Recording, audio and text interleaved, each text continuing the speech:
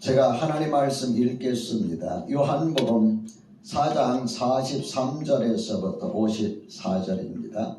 이틀이 지나매 예수께서 거기를 떠나 갈릴리로 가시며 주의 증언하시기를 선지자가 고향에서는 높임을 받지 못한다 하시고 갈릴리에 이르시매 갈릴리인들이 그를 영접하니 이는 자기들도 명절에 갔다가 예수께서 명절 중 예루살렘에서 하신 모든 일을 보았음이더라. 예수께서 다시 갈릴리 가나에 이르시니 전에 물로 포도주를 만드신 곳이라. 왕의 신하가 있어 그의 아들이 가버나움에서 병들었더니 그가 예수께서 유대로부터 갈릴리로 오셨다는 것을 듣고 가서 청하되 내려오셔서 내 아들의 병을 고쳐주소서 하니 그가 거의 죽게 되었음이라. 예수께서 이르시되 너희는 표적과 기사를 보지 못하면 도무지 믿지 아니하리라. 신하가 이르되 주여 내 아이가 죽기 전에 내려오소서. 예수께서 이르시되 가라 내 아들이 살아 있다 하시니 그 사람이 예수께서 하신 말씀을 믿고 가더니 내려가는 길에서 그 종들이 오다가 만나서 아이가 살아 있다 하거늘 그납기 시작한 때를 물은즉 어제 7시에 열기가 떨어졌나이다 하는지라. 그의 아버지가 예수께서 내 아들이 살아 있다 말씀하신 그때인 줄 알고 자기와 그 온 집안이 다 믿으니라. 이것은 예수께서 유대에서 갈릴리로 오신 후에 행하신 두 번째 표적이니라. 아멘. 하나님께서 여러분과 제게 주시는 말씀은 요한복음 4장 43절에서 54절입니다. 이 말씀을 통하여 나는 주님의 말씀을 얼마나 신뢰할까요? 나는 주님의 말씀을 얼마나 신뢰할까요? 이런 제목으로 말씀을 전하겠습니다. 여러분 반갑습니다. 오늘 또 예배당에서 또 온라인으로 함께 하나님 앞에 예배드리는 여러분 모두가 주님의 복을 많이 누리시는, 하늘의 복을 많이 누리시는 그러한 삶을 살아가시길 주의 이름으로 축원합니다. 서로 인사 나누실까요? 앞쪽으로 인사 드리고 또 온라인으로 들어오신 분들도 인사 같이 나누는 시간 갖도록 하겠습니다.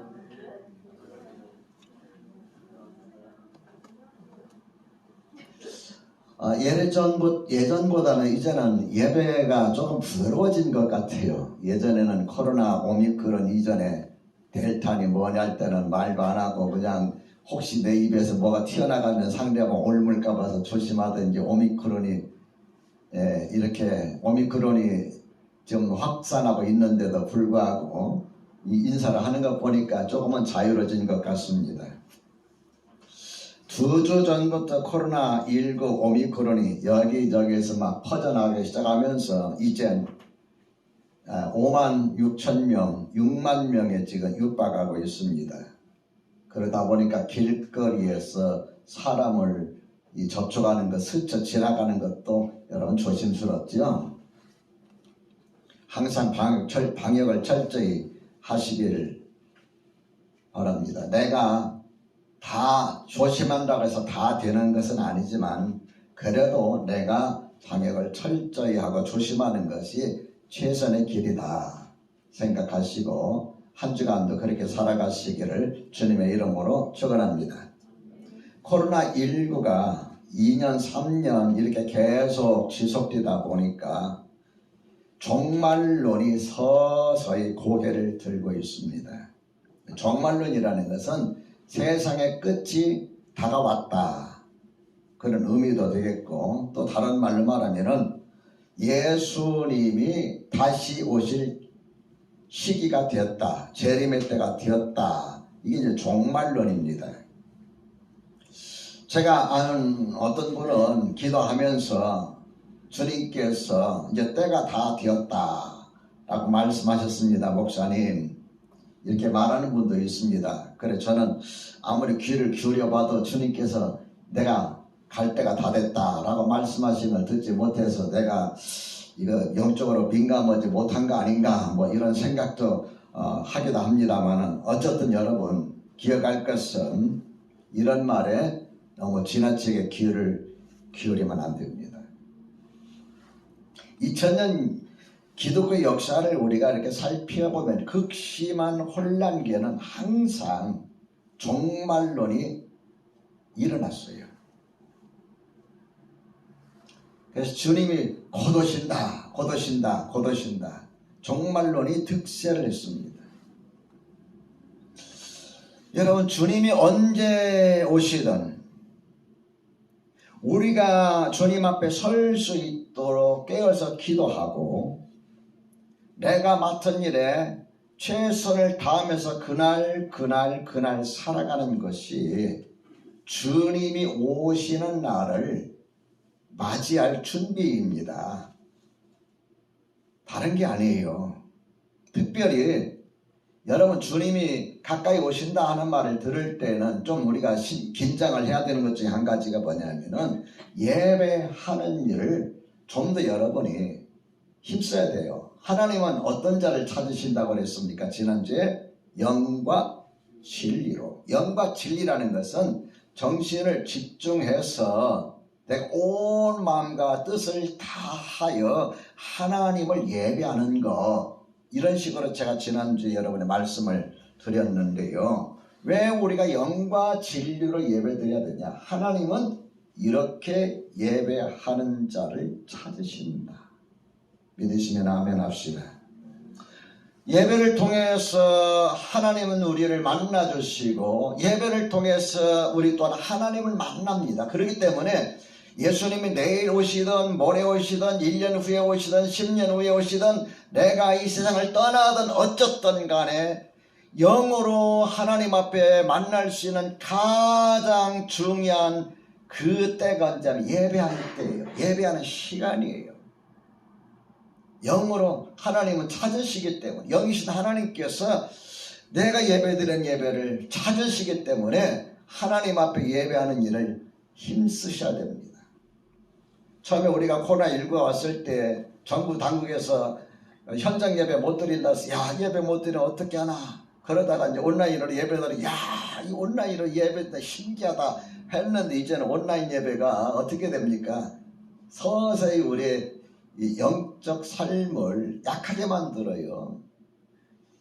여러분이 온라인으로 예배 드릴 때, 뭐 집에 계시는 분도 들으시겠지만 온라인으로 예배 드릴 때 예배당에서 우리가 참 정수하게 앉아서 하나님 앞에 찬양하면서 기도하면서, 여러분 그렇습니까? 그런 분도 있겠지만 그러지 못한 분도 있을 거예요. 예? 볼일 봐가면서 그냥 듣고 이런 분들, 우리가 이렇게 볼 때 예배 드리는 것은 참 감사하고 다행인데 나도 모르게 예배에 대한 자세와 의식이 자꾸 허물어져 가요. 이거 조심하셔야 됩니다.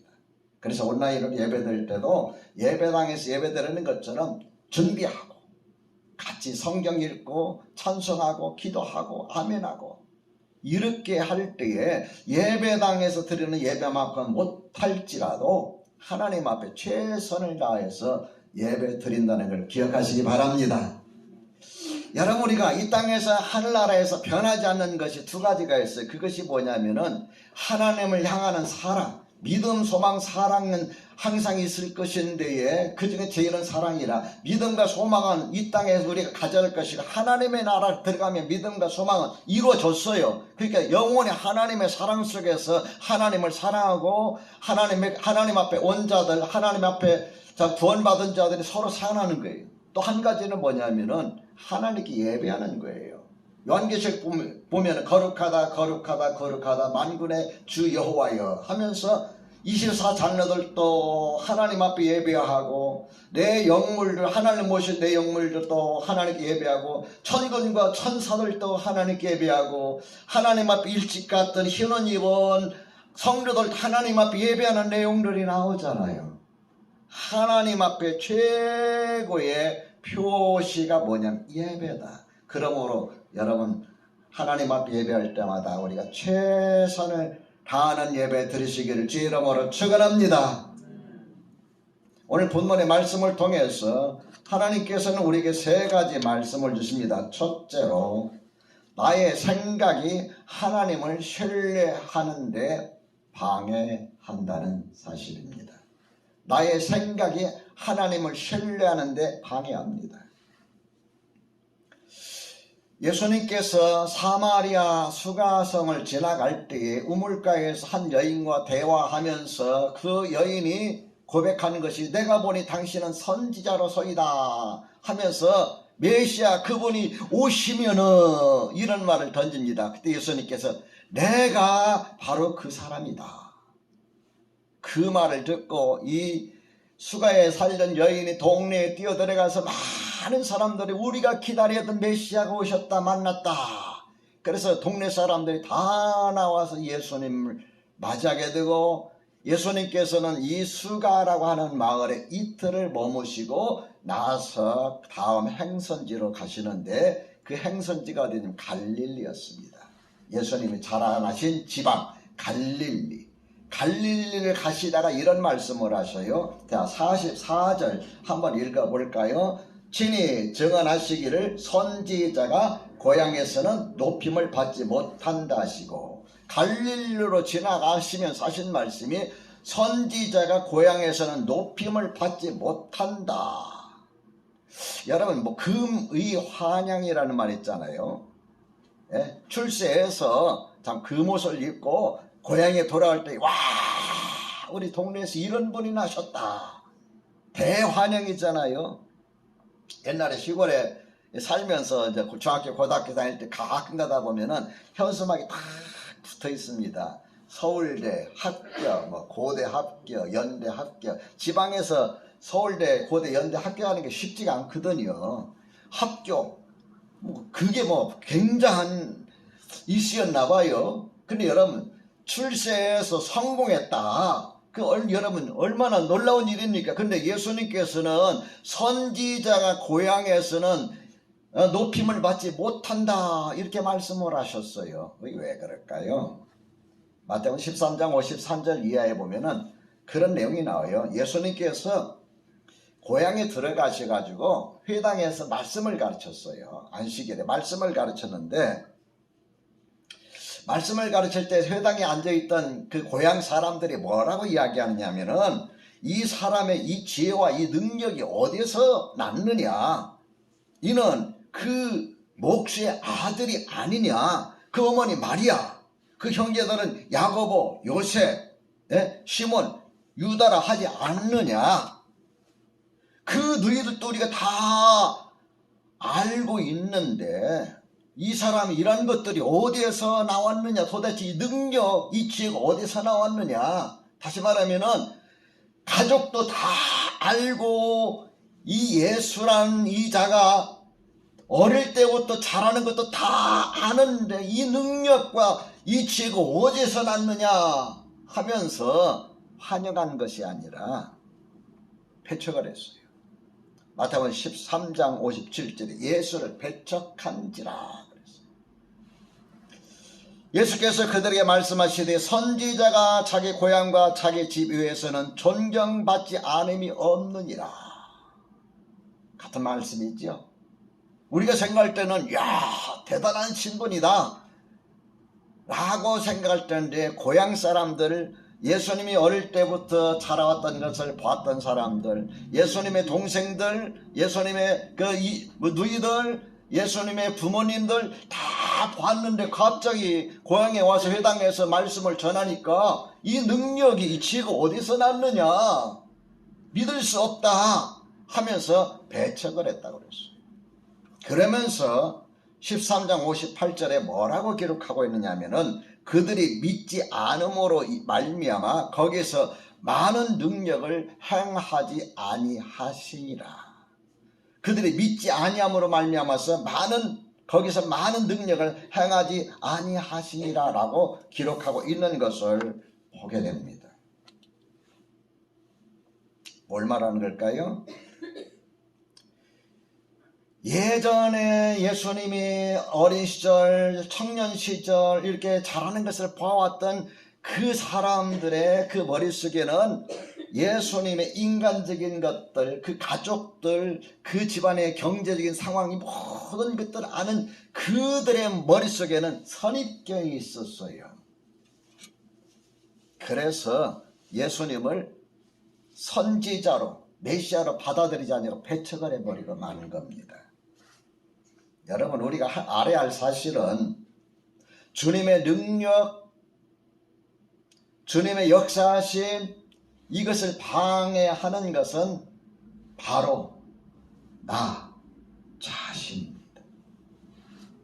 다시 말씀드려서 나의 생각, 주님을 바라보는 나의 선입견이 하나님을 신뢰하는데 때로는 방해가 된다는 말이에요. 예전부터 가지고 있던 생각들, 그것이 경험에서 나온 생각이든 아니면 지식에 나와서 나온 생각이든 간에 이런 것들이 주님을 온전히 신뢰하는 데 방해를 일으켜요. 한 가지 예를 들어볼까요? 이스라엘 백성들 애굽에서 가나안 땅으로 인도해냈던 40여 년 동안 인도해냈던 지도자 이름이 뭘까요? 모세지요.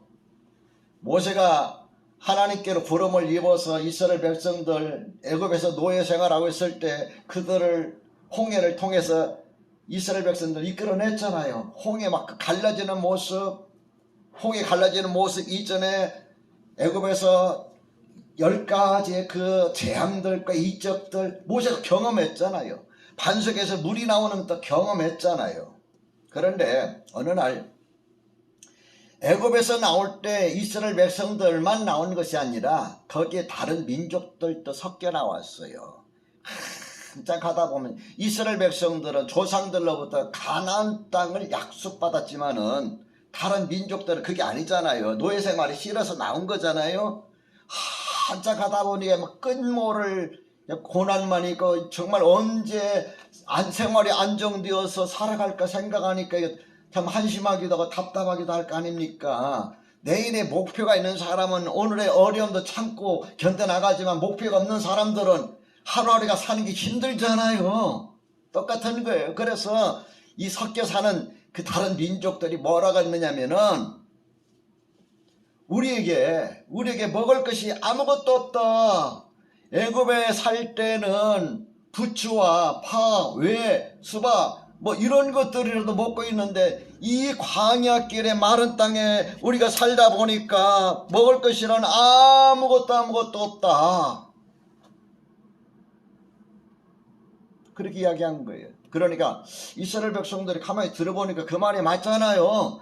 애굽에서 노예 생활을 했지만 그래도 파도 양념 파 썰어서 넣어가지고 맛있게 음식도 만들어 먹기도 하고 오이도 먹고 부추도 뭐 이런 거 저런 거 먹었을 거 아니에요. 그런데 광야에서 보이는 건 만나 외에는 아무것도 없는 거예요. 그 말이 맞거든. 사람들이 맞다고 생각될 때에 흔들리는 거예요. 그래서 이스라엘 백성들이 그 텐트 밖에 나가서 막 엉엉 우는 거예요. 괜히 애굽에서 나가서 이런 생고생을 하고 우리가 장래가 어떻게 되는지도 모르는데 이 만나밖에 없으니 이제는 우리 기력이 쇠해서 이제 살 희망도 없다, 힘도 없다, 막 원망하는 거예요. 모세가 보니까 난리가 났어. 막 이스라엘 백성들이 막 데모를 하는데 애굽으로 돌아가자. 차라리 거기 가서 노예생활 할지라도 맛있는 거라도 먹고 살자. 하도 기가 막혀가지고 모세가 하나님 앞에 엎드렸어요. 하나님, 내가 이 백성을 낳았습니까? 내가 이 백성을 낳았습니까? 나더러 도대체 어떻게 하라는 말입니까? 하나님, 차라리 나오라 이건 빨리 죽어서 하나님 품에 안기게 해주세요. 빨리 죽어서 안 봤으면 좋겠습니다. 여러분 힘들면 빨리 죽고 싶죠? 모세도 똑같았어요. 나로 죽여서 이런 꼴 하나님 안 보게 해주세요. 얼마나 힘들었을까요? 목회자의 마음이 또 그렇습니다. 여러분, 하나님께서 모세가 엎드려서 기도하는 거 보면서 하나님 앞에 부르짖는 거 보면서 마음이 너무 아프셨어요. 모세야, 내가 말이야 이 백성들에게 고기를 주어 먹게 하겠다. 하루나 이틀 열흘이 아니라 한 달 내가 먹게 해주겠다. 그럼 여러분 그렇게 하나님께서 말씀하실 때 여러분 어떻게 해야 되겠어요? 아멘 하겠죠. 근데 여러분 아멘이 나올까요? 이제 광야에서 만나 외에는 먹을 거 외에도 부추도 파도 뭐 수박도 아무것도 없는 광야에서 하나님께서 고기를 먹게 하는데 한 달을 먹게 한다는 거예요. 한 달을. 믿어져요? 그래서 모세가 하나님 앞에 그래서 하나님, 솥대를 잡은들 임하는 사람들을 어떻게 먹이시며 바다에서 물고기를 잡은들 어떻게 임하는 사람들을 먹이실 수 있나이까? 말이 맞아요? 틀려요? 하나님께서 모세에게 말씀하십니다. 민수기 11장 23절에 보면 여호와께서 모세에게 이르시되 여호와의 손이 짧으냐? 여호와의 손이 짧으냐? 내가 이제 내 말이 내게 응하는 여부를 보리라. 여호와의 손이 짧으냐? 하나님의 능력의 손길에 붙들려져서 이스라엘 백성들을 이렇게 이끌어가던 모세조차도 때로는 하나님, 이 어떻게 솥대를 잡은들 바다에서 고기를 잡은들 이 많은 백성들을 하루나 이틀도 아니고 한 달씩이나 먹여 살립니까? 했던 거예요. 자기가 살아왔던 생각, 경험, 선입견이 하나님의 말씀하심을 믿지 못하게 하는 거예요. 방해하는 거예요. 여러분, 우리가 잘 신앙생활 하다가 때로는 이런 때가 있어요. 그죠? 네. 그러면서 하나님께서 이스라엘 백성들에게 고기를 주워 먹게 하는데 동풍을 바람을 일으켜가지고 새떼 날아다니는 새떼를 막 보내주시는데 막 하늘이 새카맣습니다. 그 몰렸는데 하늘 위에 높이 떠미면 여러분 잡을 수가 없잖아요. 지면에 쫙 깔려서는데 잡는 것도 쉬워요. 막대기 가지고 휘두르면 툭툭툭 떨어지는 거예요. 그때 새들이 그걸 잡아서 먹었어요. 너무너무 욕심내서 먹다가 하나님의 더 진노름하는 사람들이 죽임을 당합니다. 어쨌든 간에 여러분, 내가 하나님을 섬기는데 내 생각이 하나님의 능력을 자꾸 제한시키는 거예요. 여호와의 손이 짧으냐? 하나님이 도우시는 도움의 손길은 결코 짧지 않다. 하나님을 신뢰하시길 주 이름으로 축원합니다. 둘째로, 어려울 때일수록 어려움을 알려야 합니다. 어려울 때일수록 어려움을 알려야 합니다. 이제 또 본문으로 다시 돌아갈까요? 자, 이렇게 현지자가 고향에서는 높임을 받지 못한다 말씀하시면서 갈릴리로 들어오셨는데 갈릴리 어디로 가셨어요? 갈릴리 지방에 가나로 가셨어요. 가나 지방은 어떤 지방일까요? 아프리카 가나가 아니라 물을 포도주로 만든 사건이나 첫 번째 이적의 사건이라는 것이 있죠. 예수님께서 갈릴리 가나로 들어가실 때에 왕의 신하 헤로당 밑에서 고위 관료로 있던 한 사람이 예수님께 나왔어요. 예수님께 나와서 하는 말이 내 아들이 병이 들어서 죽어가고 있습니다. 고쳐주세요. 그때 예수님께서 하신 말씀이 너희가 표적과 기사를 보지 못하면 도무지 믿지 아니하리라.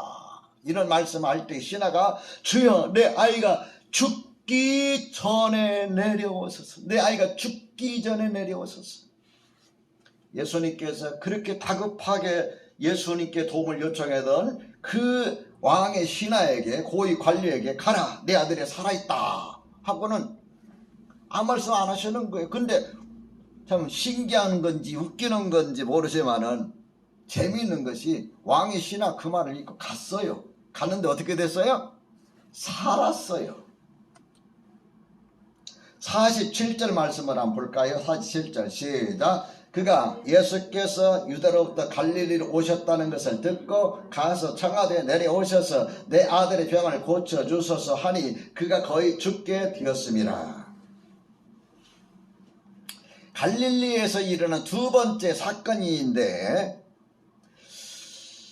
여기서 두 가지를 우리가 발견할 수가 있어요. 한 가지는 뭐냐면은 왕의 신하의 아들이 병이 들어서 거의 죽어가고 있다 하는 사실이에요. 다시 말하면은 치료받을 가능성이 없다. 치료받아서 아이가 회복될 살아날 가능성이 거의 없다는 것을 우리에게 알려주고 있습니다. 또 한 가지는 그럴지라도 그가 예수님에 대한 소문을 듣고 예수님에게 달려가서 예수님에게 요청했다는 거예요. 저는 이걸 보면서 무엇을 듣느냐 하는 것도 중요하지만 어떻게 일을 처리하느냐가 더 중요하다. 여러분, 우리가 살아가면서 당하는 겪는 어려움들은 대부분이 우리 능력으로 해결할 수 있는 것들이에요. 그죠? 조금만 힘쓰면은 해결할 수 있는 것들이 거의 다. 그러나 어떤 때는 해결할 수 없는 어려움을 겪을 때가 있어요. 어려운 문제에 부딪힐 수가 있어요. 난관, 내가 도저히 내 능력을 해결할 수 없는 어려움에 부딪힐 때가 있어요. 이럴 때는 어떻게 해야 할까요? 제가 목회를 하면서 이와 관련돼서 깨달은 것이 두 가지가 있습니다. 한 가지는 뭐냐면은 내가 어려움을 당할 때 위기 가운데 빠져있든지 해결할 수 없는 문제에 부딪혔든지 어쨌든 간에 어려움을 당할 때에 혼자 가슴에 끌어안지 말고 누군가에게 이야기를 해라. 남이 알까 봐서 쉬쉬 숨기지 말고 사람들과 함께 나눠라. 특히 기도하는 사람에게 기도를 부탁해라. 근데 제가 목회하면서 많은 그 사람들을 대하면서 느끼니 거의가 자기 혼자서 끙끙거리고 앓다가 그냥 시험에 자빠지고 주저앉아 버려요. 어느 분이 저한테 그런 이야기를 하더래요. 목사님 혼자서 어려운 문제를 해결하려고 하는 것도 중요한데 알리세요. 알려도 뭐 별 도움이 안 됩니다. 그래도 알리세요. 그래야 누군가 목사님을 위해서 기도해주고 기도하는 사람들 가운데서라도 감동을 입은 사람이 도와줄 수 있는 겁니다. 근데 목사님 혼자서 끌어안고 기도하면은 하나님이 직접적으로 역사하지 않는 한 목사님은 그 문제를 해결하지 못합니다. 그 이야기를 들어보니까 일리가 있어요. 그죠? 여러분, 우리가 누군가로부터 이런 어려움을 당했다는 이야기를 듣고 도와줄 수 있는 그 능력은 한정이 되어 있어요. 누가 아파서 거의 죽어가고 있다 할 때 뭐 어떻게 도울 거예요? 방법이 없잖아요. 의사도 손을 못 쓰면 어떻게 할 거예요? 누가 부도 났는데 그 안 막으면 큰일 난다. 나는 지금 돈이 얼마 없는데 어떻게 그를 도와줄 거예요? 방법이 없잖아요. 이렇게 도저히 도울 수 없는 일들이 많이 우리 삶에 있을 수가 있어요. 그런데 중요한 것은 그러한 일을 당했을 때에 혼자서 끌어안지 말라 그 말이에요. 누군가에게 도움을 청하는데 어떤 도움을 청하냐면은 물질적인 도움이라 이런 것이 아니라 기도의 도움을 요청해라 그 말이에요. 이해가 되시나요? 참 저를 위한답시고 어떤 분은 그래 목사님 하시면 마음에 근심하실까 봐요. 이야기 안 했어요. 이게 지혜로운 건지 안 지혜로운 건지 고맙기도 하고 미련스럽기도 하고 그 나중에는 알아요 몰라요. 해결되면은 다행이지만은 몰라도 되지만은 대개 보면은 그렇게 끌어안고 있는 분들이 해결이 안 돼요. 결국 알게 돼요. 알게 되면은 나는 더 기도해야 되고 더 간절해야 되고 더 가슴 아프잖아요. 그래서 여러분 어려움 당할 때에 알리세요. 적어도 기도의 사람, 나를 위해서 기도해주는 사람, 아니면 기도하고 있는 사람, 기도 가운데 있는 사람, 이런 분들에게 기도 도움을 요청하세요. 목사님 이런 어려움이 있는데 좀 기도 좀 해주세요. 알았어요. 네 기도할게요. 집사님, 목자님, 목녀님 이런 문제가 있는데 좀 기도 좀 부탁합니다. 알았습니다. 기도해드릴게요. 기도하는 것이 뭐가 도움이 되겠느냐라고 싶은데 기도를 경험해 본 분은 얼마나 그것이 중요한지를 압니다. 그래서 여러분 혼자 마음속에 끙끙거리지 말고 기도 요청을 하시기를 주의 이름으로 부탁합니다. 알려야 돼요. 자, 왕의 신하가 아들이 거의 죽어가고 있는데 예수님 앞에 알리지도 않았어요. 말하지도 않았어요. 그럼 어떻게 됐을까요? 살았을까요? 죽었을까요? 죽었죠. 알렸어요. 주님, 내 아들이 죽어가고 있습니다. 그래서 두 번째 필요한 것이 뭐냐? 제가 목회하면서 깨달은 것이 뭐냐면은 나 자신이 그 문제를 가지고 믿음으로 주님께 나아가라. 믿으시면 아멘. 나 자신이 그 문제를 가지고 믿음으로 주님 앞에 나아가라. 목회자가 돕는 것도 한정이 돼 있고 주위 사람이 돕는 것도 한정이 돼 있어요. 어떻게 해야 되느냐? 주님께 나아갈 때에 주님께서 도우십니다. 베드로전서 5장 7절에 보면 오랜 동안 주님을 따라다니면서 사도들 가운데 제자들 가운데 참 주님께로부터 제자라고 인정받은 베드로가 인생의 경험을 다 하고 나서 늦지막히 이런 말합니다. 너 염려를 다 주께 맡겨버려라. 너 염려를 다 주께 맡겨버리라. 이는 그가 너희를 돌보심이라. 베드로전서 5장 7절에 말씀하고 있습니다.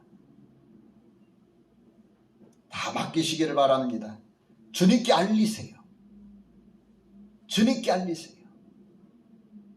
주님께서 응답하실 때까지 알리세요. 셋째로 내가 믿은 만큼 역사가 일어납니다. 자, 50절 같이 한번 읽어볼까요? 50절 시작. 예수께서 이르시되 가라 내 아들이 살아있다 하시니, 거기까지 봅니다. 가라 내 아들이 살아있다. 주님께서 말씀하실 때 왕의 신하의 아들, 왕의 신하의 반응은 어땠어요? 50절 그 다음부터 읽어봅시다. 시작. 그 사람이 예수께서 하신 말씀을 믿고 가더니. 여러분, 만약 여러분이 왕의 신하였다면은 여러분 어떻게 했을까요? 아, 주님 빨리 오셔가지고 내 아들 좀 살려주세요. 내 아들이 죽어가고 있습니다. 지금 막 속이 타는데 내 아들이 살았다. 가라. 여러분 어떤 반응을 보였을까요? 내가 만약 왕의 신하였다면은 어떻게 여러분 반응을 보였을까요? 아멘 하고 갔을까요? 아니면은 뭐 주님 뭐 이런 분이 다 있어. 난 지금 급해 죽겠는데 그냥 가라고 말 한마디 다 끝이야. 말하면 끝이야. 제가 예전에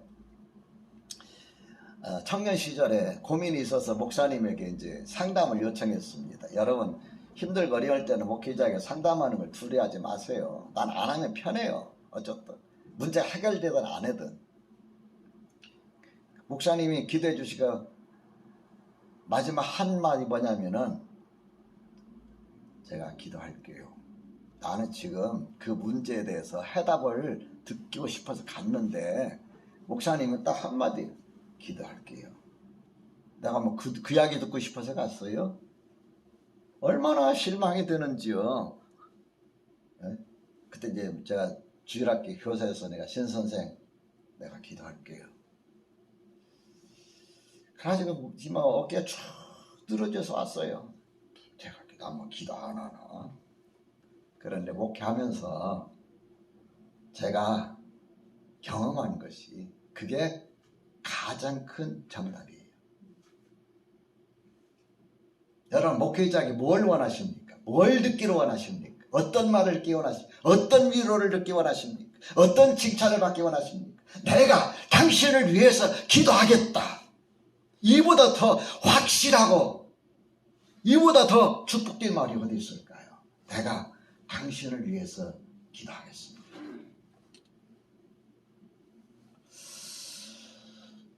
여러분 예수님께서 가라 내 아들이 살았다. 나는 주님께서 참 친히 오셔가지고 내 아들에다 손을 얹고 뭔가 좀 기도 좀 해주실 줄 알았는데 가래 그냥. 얼마나 여러분 허무하고 허망할까요? 믿음이 없으면은. 그런데 이 시는 어떻게 했어요? 믿고 가더니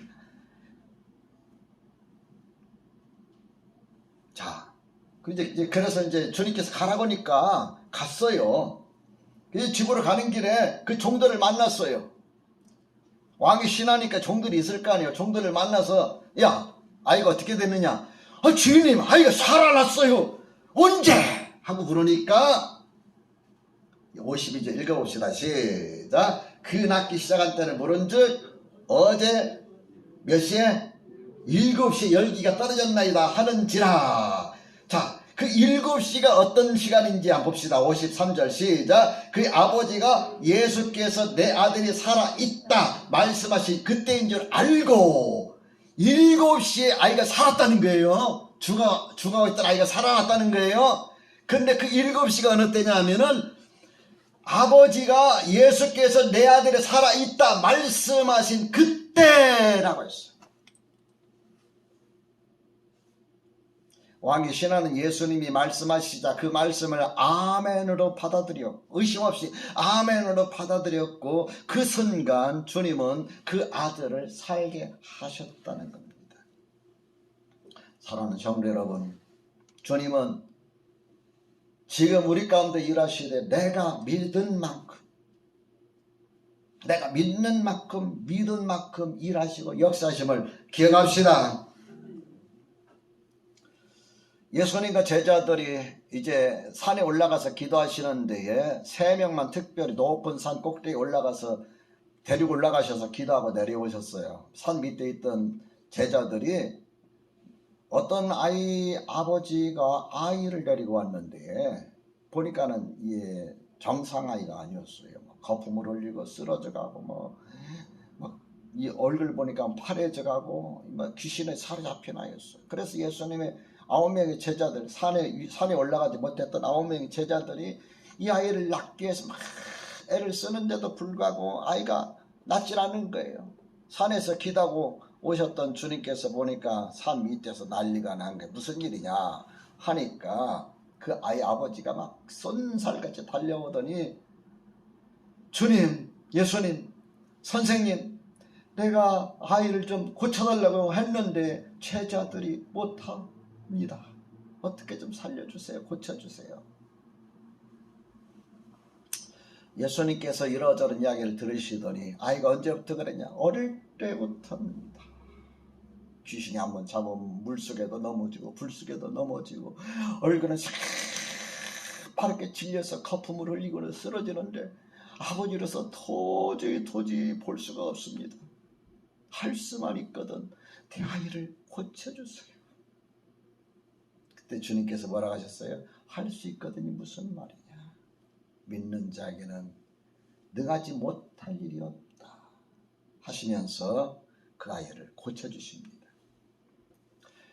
그러고 나서 이제 저녁 때가 되어서 사람들은 다 돌아가고 예수님과 제자들만 남았어요. 제자들이 물었어요. 주님, 내가 오늘 주님이 산에 올라가시는데 저희들 정말 난감했었는데 왜 저희들은 고치지 못했을까요?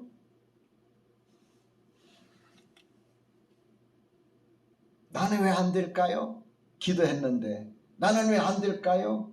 때로는 우리에게 질문 던질 필요가 있어요. 주님께서 뭐라 그랬느냐면은 마태복음 17장 20절에 너의 믿음이 작은 까닭이니라. 너의 믿음이 작은 까닭이니라. 진실로 너에게 이르노니 만일 너에게 믿음이 겨자씨 한 알만큼만 있어도 이 산을 명하여 여기서 저기로 옮겨지라 하면 옮겨질 것이요 또 너희가 못할 것이 없으리라. 믿으시면 아멘 합시다. 여러분, 주님이 역사하시면 우리가 예수를 얼마나 오래 믿었느냐, 기도생활을 얼마나 많이 했느냐, 이게 중요한 게 아니에요. 내가 주님을 얼마나 신뢰하느냐 중요하다는 걸 기억합시다. 예수님께서는 요한복음 11장 40절에 죽은 오라비를 무덤 앞에서 울면서 주님께서 고쳐달라고 애원하던 그 마르다에게 이렇게 말씀하십니다. 내 말이 내가 믿으면 하나님의 영광을 보리라 하지 아니하였느냐. 내가 믿으면 하나님의 영광을 보리라 하지 않았냐. 여러분과 내가 어떤 문제를 만났을 때 그 문제를 가지고 주님 앞에 아뢰면, 그 문제를 가지고 주님 앞에 나아갈 때는 그 문제로 인해서 하나님의 영광을 드러내기 위해서 어떤 방법이든지 어떤 일이든지 여러분의 최상의 기도에 응답을 해주신다는 걸 믿으시기 바랍니다.